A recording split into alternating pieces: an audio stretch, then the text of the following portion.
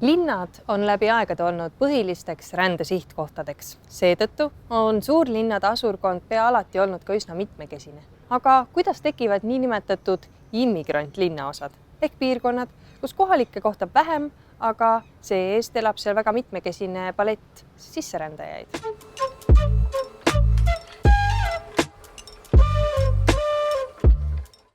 Põhjuseid võib siin olla kaks. Esiteks, kui sisserändajad töötavad valdavalt madalalt tasustatud töökohtadel, siis on nad mõistagi huvitatud ka taskukohasest elamispinnast. Ja erinevalt kohalikest ei heiduta neid niivõrd ka mõne odavama kinnisvaraga piirkonna kehv maine.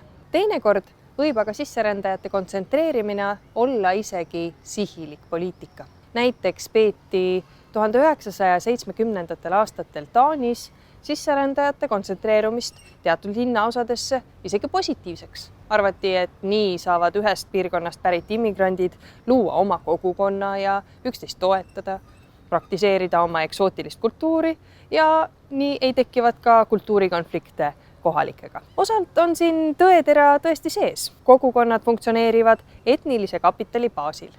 See tähendab, et ühte gruppi kuuluvad inimesed aitavad teineteisel hakkama saada, aga tähelepanuta jäi, et selline kapseldamine võib hoopis kultuurikonflikte võimendada, sest laiemas vaates jäävad eri rühmad ikkagi näiteks majanduslikus vaates ebavõrdseks. Kinnisvaraturu iroonia on juba kord selline, et rikastes, nii-öelda eliitlinnaosades kasvavad niigi kõrged kinnisvarahinnad märksa kiiremini kui kehvemal järel linnaosades.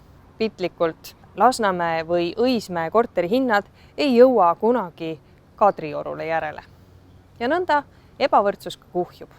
Muidugi aeg-ajalt juhtub, et mõni kahtlase kuulsusega immigrantlinnaosa muutub kohalikele vägagi atraktiivseks. Seda nimetatakse gentrifikatsiooniks. Näiteks Kalamaja. Täna üks Tallinna kõige ihaldusväärsemaid elurajoone. Oli veel 20-30 aastat tagasi kahtlase kuulsusega, kõrge kuritegevusega ja valdavalt venekeelne linnaosa.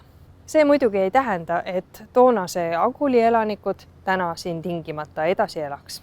Ei, nad olid üsna õnnelikud, kui said omal ajal oma kehvas seisus korterid arendajatele maha müüa ning Lasnamäele kõigi mugavustega korteri osta.